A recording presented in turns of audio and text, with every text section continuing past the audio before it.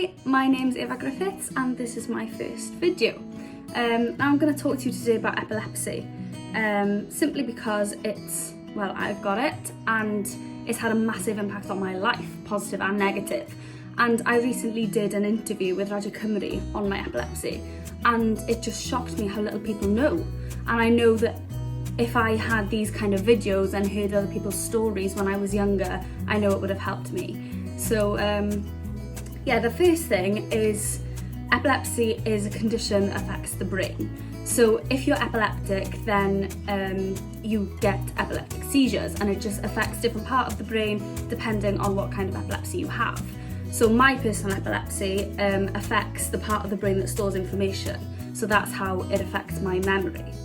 And it's one of the most common serious neurological conditions in the world, which is crazy, and it affects around 600,000 people in the UK. So it's a condition that obviously varies with how serious it is. I'm quite lucky, mine is quite mild and it's controlled since my diagnosis with my medication. But I know so many epileptic people that still have seizures now. And I work with kids with special needs who also are epileptic, who are having seizures, even though they are from a range from 8 to 18. So epilepsy affects people in a completely different way. It affects everyone in a different way. And there's different kinds of epilepsy as well. So some people would get triggers from flashing lights, and then my triggers are stress and lack of sleep, mostly. So there isn't a specific trigger really for my seizures, and I'm very, very lucky that I've been nearly 8 years now seizure free. So I'm really lucky to have found a medication that works for me straight away, and it's sort of let me live my life. Yeah, it's affected me and it's impacted me in negative ways, but I'm allowed to drive, I'm allowed to live in uni by myself, and it's just crazy to think that some people don't get that chance because their epilepsy, their medication doesn't cooperate with their epilepsy and doesn't control it. So that also takes me to the different kind of seizures. Now most people I know connect epilepsy with flashing lights and shaking on the ground, which is not the case, because my seizures are absent seizures, which I know a couple of people that have the same kind. So I just freeze, I completely blank out and I can't respond to someone. So I would know that someone is talking to me, but I'd have no idea what they were saying and I couldn't say anything back at all. And when I came around, I tend to speak in English, which is very strange because my first language is Welsh and I speak Welsh with all of my family. So that's quite strange anyway. But then I speak gibberish and then I speak English and then I come back to normal, but I don't remember the seizure happening. So there are a couple of seizures I remember from what people were telling me. There was one, I was having a seizure while I was buttering my toast and I just kept on buttering the toast, and that's how my parents knew then something's not right because she's been buttering it for ages, kind of thing. I had so many when I went to Disneyland trip, and I was really lucky that I had my really, really close friend that looked after me for the whole trip. So my friends have been such a massive part of this journey and they've helped me through everything, and I don't know what I would do without them. But yeah, going back to the seizures, because they're absent, I can't tell someone that it's on its way. So what tends to happen is I get a deja vu kind of thing. So if a noise was to come out of nowhere, it was like I was expecting that noise to come. And in this period of time where I'm having this deja vu, I can't respond to anything and I can't tell someone what's going on. So I still sometimes get those episodes, but it doesn't go into a full seizure. I just get the deja vu, and that tends to happen if I'm stressed or if I haven't slept. That's a massive thing. But it's mostly stress that affects me, and it was stressful academically as well, because because it affects my memory, and well, obviously it affects the part of my brain that stores information. So I can't remember things, and I can't take something in, process it and write it down and remember it all at the same time. I know a lot of people struggle with that in general,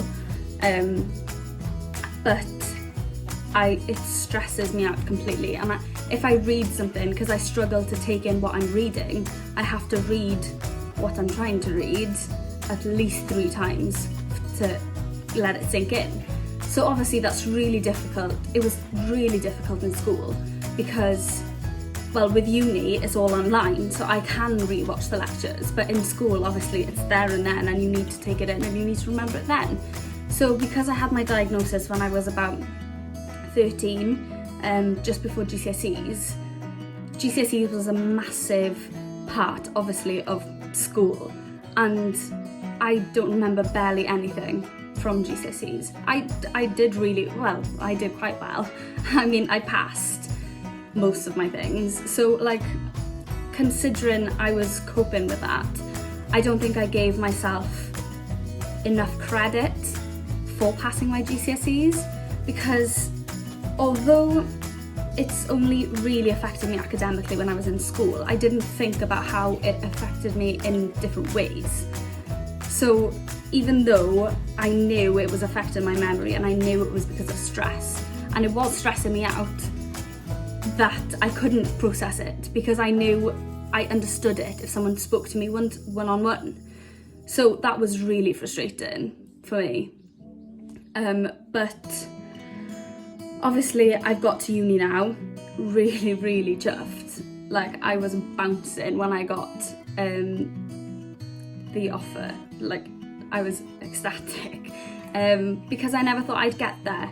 And I think looking back at all those years now, I didn't really realise how much it did affect me, my emotional and my mental health as well, because obviously it was making me like on pins anywhere I was going.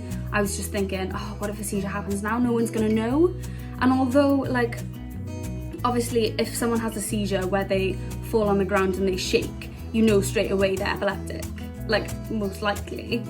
But obviously if someone's just staring at you and not responding or anything, they're probably thinking, oh, what a weirdo, what's she doing? Like, I was just thinking, if I don't have anyone with me, like if I was going on a public bus or something and something had happened, obviously no one would know. So that always scared me, and it still does, even though I've been so long without having a seizure now. It's still, if I go to festivals or if it's just a night out, I still panic. In the middle of a nightclub, my friends aren't going to be like, what's the matter with you? They're probably thinking, oh, she's just hammered. Like, you never know what you're going to expect around you. Like, maybe my friends would leave me in a club, as in just lost me, and then something happened then. I wouldn't even have them with me. And it's just like things like that really make me panic. Like, I went on holiday with the girls last year and they were brilliant. They really, really, really secured me before I went, and they reassured me that they're going to be there and everything. But it was still, I was like a bag of nerves when we went out to the strip in Tenerife, because it was just so nerve-wracking. And it was just, even though I knew they'd be there for me, it's still a massive thing to be abroad in another country where nobody would really know anything. Nobody, like, maybe the girls wouldn't even notice if I was having a seizure, because obviously you can't tell. So that's been a massive part of my journey, having to deal with and having to come to terms with the fact that I am epileptic. And looking back now, obviously because I was young, I didn't realise how much it affects me mentally and emotionally, because I panic so much. It's really, over the years, it's really knocked my confidence massively about everything, really. I've never thought that I was intelligent, because obviously I really, really struggled academically. So I never thought I was smart enough to go to uni or get a full-time job or anything along those lines, really. So I think that's what got me into working with kids with special needs. Although not all of them are epileptic, most of them autistic, it's still something like although they're obviously a lot more severe than I am, it's still something I can connect with. As in a way, I'm thinking I've got a condition and I want to help other people who have the same kind of condition, because over the past couple of months, I've come to terms with everything and I'm so confident about it now, and I want to talk about it and I want to tell you all about it, even if you don't want to hear about it, because it's so important. Even though people go through much worse conditions, and I have to deal with much worse conditions on a daily basis, epilepsy is still a massive thing. Well, it affects 600,000 people in the UK. That is mental. But it's insane. And the most important thing, I think, is that now I've accepted that it's a part of me and it's a part of my personality. I am proud to be epileptic because I'm proud to show my journey that I've got here. I've lived with epilepsy for, nearly 8 years? I think, around 8 years. And I'm so glad it happened then, even though I was really young and struggled to come to terms with it. I couldn't even say the word when I got the diagnosis. So it's just had a massive impact on my life, negatively, until I got to uni, really. And even though it was quite stressful when I got to uni, because obviously I didn't know anyone. So if I was on a night out or something, how would someone know? So I had to go around and warn everyone, and it's just a bit like, it's not a very good introduction. Oh yeah, hi, I'm epileptic, can you look after me if I have a seizure? Like, it's just so, such a sensitive subject. But recently now, I want to tell the world, and I want to tell everyone that I'm epileptic, because I'm proud of myself that I've come through all this journey and I've succeeded in so many different things. And I just never thought, when I got the diagnosis, I thought, that's it now, I can't do anything. Like, I'm gonna clean toilets the rest of my life, which, you know, that's fine, but it's not something I would personally want to do. Like, I had so many goals. Well, I still have those goals. I really want to teach and I really want to work with kids.